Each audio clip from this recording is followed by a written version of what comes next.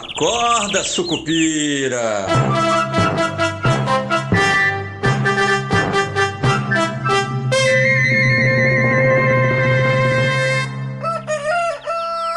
Bom dia, pessoal, sejam todos bem-vindos, sejam todas bem-vindas. Eu sou Rodrigo Oliveira e este é o nosso Acorda Sucupira do dia 12 de novembro, terça-feira, 12 de novembro de 2024, para quem ainda não sabe em que anos estamos, né? Já que as coisas se repetem tanto, ontem eu até brinquei com o dia da marmota, né?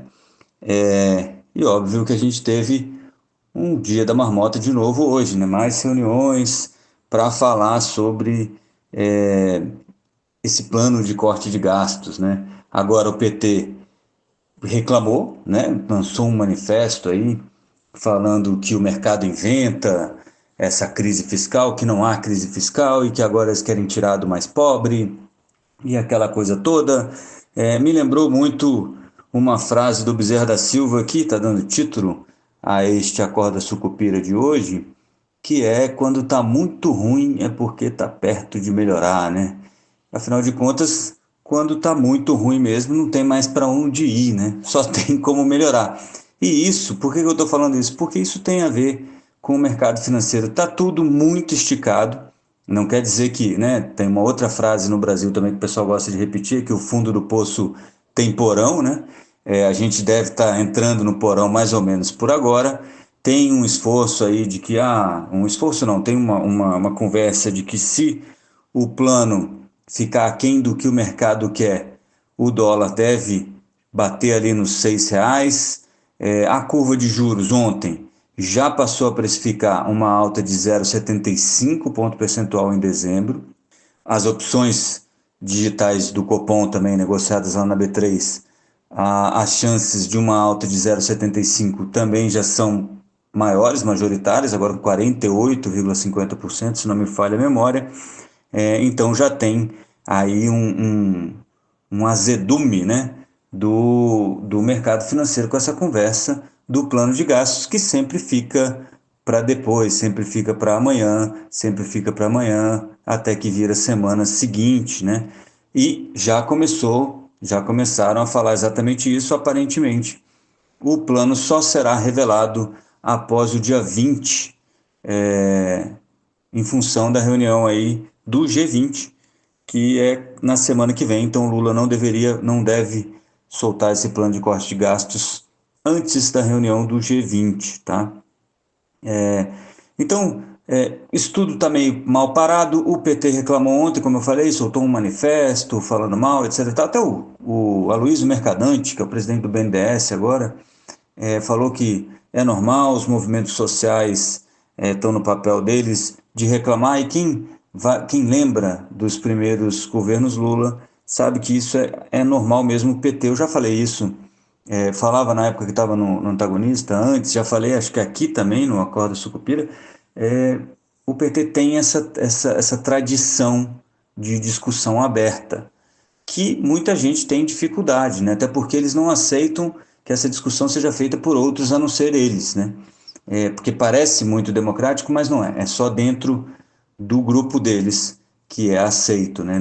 Eles não debatem com grupos antagônicos ou grupos que estão fora ali da corrente de pensamento. Então você está sempre dentro, né? Embora você tenha ramificações dentro dessa grande corrente de pensamento, mas ali dentro eles permitem muito, eles gostam muito, na verdade, dessa discussão. Então, como era esperado, o PT vai ficar contra o corte de gastos, provavelmente, e uma tentativa de amenizar essa reclamação foi o pedido do Lula ao Haddad ontem para que incluísse mais um ministério no esforço, né, que agora eles chamam de esforço fiscal, que é o Ministério da Defesa, né, os comandos da Aeronáutica, Exército e Marinha.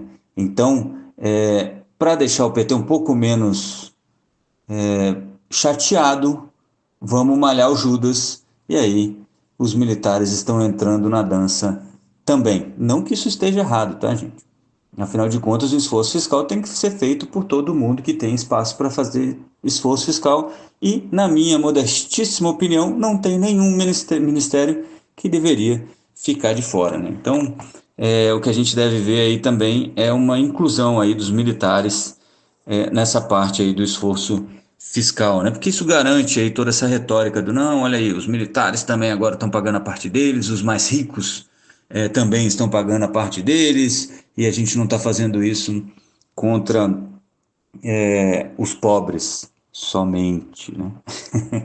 Mas vamos lá, então como está essa situação aí do corte de gastos. E só para finalizar esse tema, porque eu ainda quero falar sobre inflação e sobre o Trump Trade, eu quero finalizar com uma frasezinha também do nosso Bezerra da Silva, além dessa que dá título a este Acorda Sucupira, tinha uma outra frase dele espetacular, do Bezerra, que dizia que para acabar, né, para tirar o Brasil dessa baderna que ele só quando o morcego doar sangue e o saci cruzar a perna, né? Então, fica com esse pensamento aí e vamos falar um pouco sobre inflação.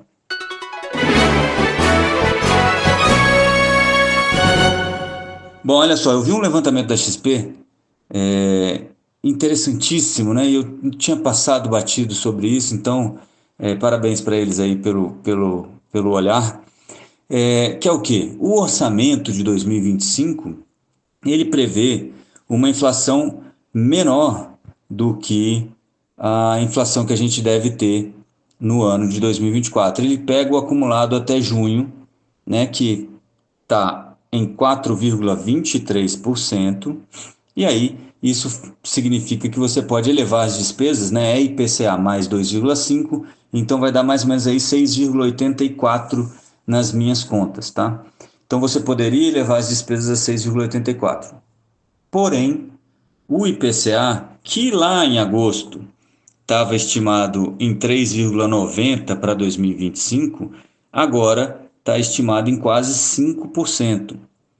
Além disso, o salário mínimo, que é reajustado pelo INPC, que é um pouquinho diferente, estava estimado, e olha, presta atenção nesse número, em 3,65 para 2025, e agora a estimativa é de 5%. Então, o salário mínimo, que estava em 1.509, pode passar para 1.524 reais a partir do ano que vem, em função dessa mudança na composição dos índices inflacionários. Isso não está ainda no orçamento fiscal. Segundo o arcabouço, o que acontece? Quando você tem um IPCA mais alto, então você pode passar desse IPCA mais 2,5 para um IPCA mais gordinho, mais 2,5, isso vai aumentar o espaço para despesa. E aí o governo pode optar por usar isso como crédito adicional, que não tem impacto no, é, no você tem impacto no primário, né? Mas você não precisa, você pode colocar em investimentos, por exemplo. Você não precisa colocar em uma rubrica específica. Muito bem. Esse aumento do salário mínimo e da inflação deve abrir aí uns 14,5 bilhões. O salário mínimo vai custar 13,3 bi a mais, se fechar aí em 5% mesmo. E a inflação de 2024 e o INPC de 2024, e então você teria aí 14,5 bilhões de espaço fiscal para você gastar aí com investimentos. Ou o governo absorve isso para pagar as despesas, tá? Então isso também deve estar na conta do pessoal aí para quanto de despesas vai ser cortado e qual a receita esperada, né? Então, essa inflação, no fim das contas, acaba ajudando o governo, e é isso que a gente fala todo ano, falando, olha, a inflação mais alta não é ruim para o governo, porque ele paga as coisas com inflação mais alta. Então, esse é um exemplo de espaço que você abriria no orçamento em função da inflação. É claro que isso tem impactos mais para frente que vão ser ruins, né? Como, por exemplo, você vai ter que acertar aí dívida, PIB e outras cositas mais, mas no imediato isso acaba liberando um crédito adicional aí para o governo, tá? Então, é bastante interessante a gente começar a olhar para isso, porque o fechamento aí do IPCA pode fazer diferença, do IPCA e do INPC principalmente, pode fazer diferença aí nas contas para o orçamento de 2025. Beleza? Então vamos falar rapidinho aqui do Trump Trade para a gente fechar esta terça-feira, 12 de novembro. Vamos lá.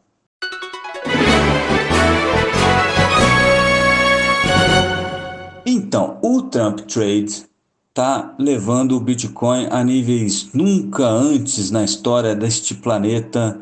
Então, o Bitcoin já como ontem, o Bitcoin disparou 10%, foi a 87 mil dólares. Desde a eleição, o Bitcoin já subiu 27,33%, né, lá do dia 6. E aí eu estou contando o dia 6 inteiro, tá? Porque como o Bitcoin ele não para nunca, não dá para você fazer fechamento do dia, etc e tal, porque já durante a noite do dia 6 você já tinha uma noção boa aí do que aconteceria com a eleição, que é diferente do que aconteceu. Tem outro ativo que está subindo, disparando, né, rumo a Marte, que é a empresa de carros elétricos do nosso querido Elon Musk, que deve ter aí um espaço privilegiado no governo Trump, porque fez uma baita aposta e acabou se dando bem, né? Que parece que como é que se fala? É a sina do Elon Musk, é fazer grandes apostas e acabar se dando muito bem, né? A SpaceX, por exemplo, quem não assistiu, tem um documentário, uma sériezinha na Netflix chamado De Volta ao Espaço, também que é espetacular, falando sobre a SpaceX, e também uma grandíssima aposta do Elon Musk, que praticamente quebrou na época em que fazia os testes da SpaceX, até que a última chance que ele tinha, que era de fazer o tal do foguete funcionar, funcionou, né? Então, nos últimos minutos do segundo tempo aí, Elon Musk venceu, assim como conseguiu também uma boa aposta nessa eleição nessas eleições americanas, com a vitória do Donald Trump, que ele apostou lá no comecinho e aguentou na maçã do peito, mesmo quando as pesquisas indicavam que seria muito apertado. Pois bem, a Tesla subiu 9% ontem, as ações da Tesla, né, a empresa de veículos elétricos do nosso querido Elon Musk, mas desde a eleição as ações da Tesla já subiram mais do que o Bitcoin, meu querido. 38,23% desde o dia 6 de novembro, né? Só para a gente ter uma noção. Quem tiver curiosidade aí pode procurar o gráfico no Google mesmo, que você vai ver que no dia 6 ela dá um pulo para cima. Assim, impressionante como realmente o mercado, os investidores compraram essa ideia de que o Trump vai cumprir com essa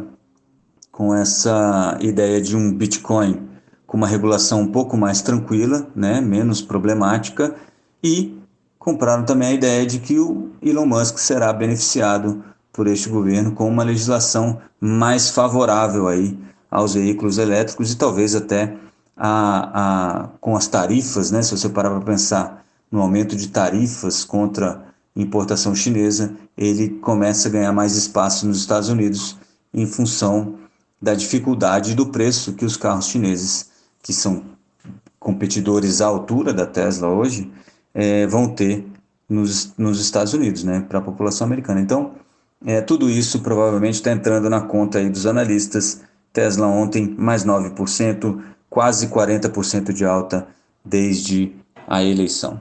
Beleza? Eu vou ficando por aqui. A gente se vê amanhã, na quarta-feira, se tudo der certo. Bons negócios a todos. E olha, é aquilo que Bezerra da Silva falava, né? Quando tá muito ruim, tá perto de melhorar. Eu acho que ainda não tá muito ruim, tá? Só para deixar bem claro. Mas de qualquer maneira, força Sucupira. Acorda, Sucupira!